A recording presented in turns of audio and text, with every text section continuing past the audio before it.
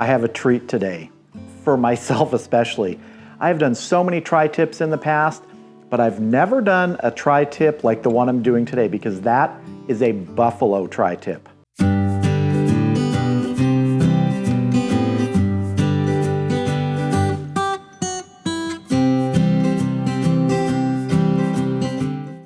So here it is. It's about a 2.5 pound buffalo tri-tip. Now, tri-tip, just as a beef tri-tip, is generally very lean, not a lot of fat in it. And you can see in here that this buffalo tri-tip is very lean. That's common among buffalo meat, bison meat. You're gonna get a lot less marbling in here. So one of the things with that is it's not gonna take as long to cook. Normally I would do a 110 sear method on my tri-tip. This one, I'm probably going to end up doing a more traditional sear and then finish indirect. And because it's going to take a shorter amount of time, I want to try and develop as much flavor as I can in this because it's so lean inside. And we don't want to overcook it and dry it out. So I'm going to be putting a rub on it today that's going to cover it overnight in the refrigerator so that tomorrow when we take it out to the Weber Kettle to smoke it up and grill it up, it's going to have a lot of those flavors already absorbed. The rub I'm using for this buffalo tri-tip is a Malabar steak rub from Stephen Reichlin. Really good, I've used it many times. Really like this rub. I'm gonna give a really good coating here. Now I got this buffalo tri-tip from my local Whole Foods market. Normally it goes for about $20 a pound. This was 30% off, so made it just palatable enough in price that I decided to pick one up and do it. It's still an expensive cut of meat for sure, because normally for a USDA prime tri-tip in my area, I'd only pay $7.99 a pound, and that's for prime. So yeah, this is a treat, but I think it's gonna be great. I do love buffalo.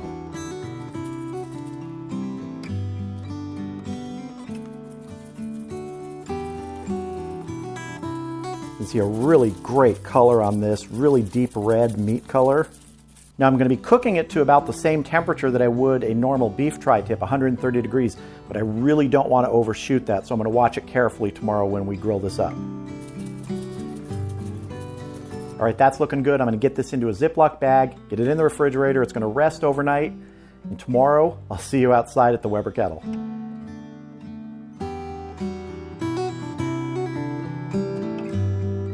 So I have the Weber Kettle set up with the Vortex, not quite half full, the Mallory M1 cast iron grate, and I want to go ahead and get a couple pieces of pecan on here before I sear this buffalo tri-tip. Just want to try and get a little smoke today after we sear this. All right, with our pieces of pecan on and the Vortex going, we're going to go ahead and sear this buffalo tri-tip up quickly on each side.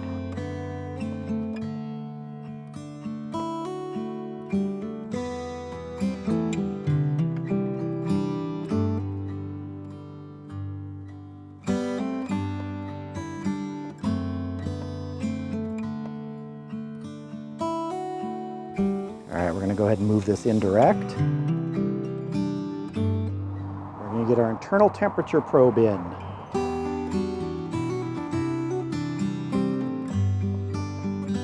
We're going to go ahead and get our lid on, get smoking. My bottom vent is in the 1/3 open position. And my top vent is in the 1/3 open position. So our target temperature today on the kettle is about 250 degrees. Target internal temp on this buffalo tri-tip is 130 degrees. We don't want to overshoot that if at all possible. So we're going to keep an eye on everything, and when it gets close to that 130, I'll bring you back so we can pull this.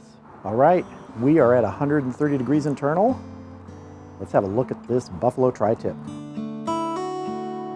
That is looking good. Just want to do a quick check with the thermopan over here. We are showing 130 about 3 inches away. This tri-tip is ready. We're going to get it off, get it inside, let it rest for about 15-20 minutes, and I'm going to make a little drizzle sauce to go with this. So as I mentioned, while our buffalo tri-tip is resting, I want to go ahead and I'm going to make a little drizzle sauce. Now, one of the reasons to do this is with buffalo, you can have a tendency to dry out a bit. There's not as much fat in there. It's very lean, so even cooking it precisely to that 130 degrees could end up being a little bit dry. Hopefully not, but it could. One of the ways to deal with that is to have some sort of sauce to go with it. And this one is very simple. We're starting with 3 tablespoons of olive oil. To this I'm adding a tablespoon of balsamic vinegar, And I'm going to put some of the same rub in this drizzle sauce that we put on the buffalo tri-tip, the Malabar steak rub. I'm just doing this to taste. You can add as much as you want. It's almost like a little vinaigrette with balsamic. If you don't like balsamic, you could use apple cider vinegar or something like that. Take a little taste here and see. That's going to be good. Even if our buffalo tri-tip is perfectly juicy, I think I'm going to put a little bit of this on there for what I taste. So I'll bring you back in a couple minutes when we're ready to cut into this buffalo tri-tip. All right, here is our buffalo tri-tip. Great smell coming off of it from that Malabar steak rub. And as with any tri-tip, beef tri-tip, you can usually see the grain, and we can see that our grain here is running this way. It will twist a little bit, and it rounds over here on the little curl. So we're going to cut this straight down the middle right here. See how we did.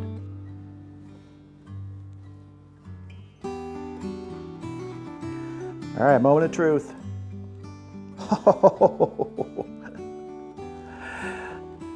Yeah, I'd say we got that right where we want it. Really, I think we nailed that perfect medium rare here, which if you're doing buffalo, this is really what you want to shoot for. You start going past this level of doneness, you do have a chance to dry it out, but if you can see there, I don't like to push down on the meat stuff when I do this, but other people do, but yeah, look at that. Really nice. So I'm going to slide this guy out of the way here, and we're going to cut some slices. Let's cut a couple slices here. Oh, nice and tender, nice and juicy. And just like with tri-tip from cow, you're going to have a more done section near the ends. So if you have people who like more well done, that's a great place to cut for them. Center, medium rare, if you're cooking it to that, perfect. I could go on and talk and everything like that, but you know, looking at this right now, knowing that I've got this sauce ready, it's time to taste. All right, here we go, our buffalo tri-tip. First, I'm gonna do it without any sauce. I've got a couple pieces here with some of that drizzle sauce on them, but here is without sauce. That is killer tender. Wow. I've had buffalo burgers before, buffalo steaks. I don't think I've ever had buffalo tri-tip. And tri-tip, when it's cooked properly, just the beef tri-tip is very tender. This is super tender. I really, really like this. Great flavor from that Malabar steak rub. I think that really helps when you're talking about a leaner cut of meat like buffalo, where you're not going to have the fat for fat as flavor. So giving it that time in the rub overnight in the refrigerator really did help, I think. And now for some with that drizzle sauce. Here we go. Oh, that's good. Really nice. I just love balsamic. Balsamic goes so great with meat. And here it gives you just that little hint of sweetness with all those herbs and the olive oil. Really, really nice. Total cook time on this today was 40 minutes. For the kettle, I was shooting for 250, as I mentioned. It was closer to the 275 range, and I'm okay with that. 25 degrees either way of the target temperature, I'm happy with. If it had been closer to 250, maybe a little below that, I think it probably would have gone closer to an hour. And I did it with a traditional sear first, which I usually don't do when I'm making tri-tip, but with this, I think it works well because you really don't want that end part of the cook to be the one where you're worrying, are you going to overshoot that 130 degrees? So I got the sear out of the way first and just let it ride until it hit 130. So if you can get your hands on a buffalo tri-tip, even at the cost that it is definitely a treat. It gives you everything you get in a beef tri-tip, but some very special flavor. It really is a perfect cut of meat for a special occasion. Oh man, that's good.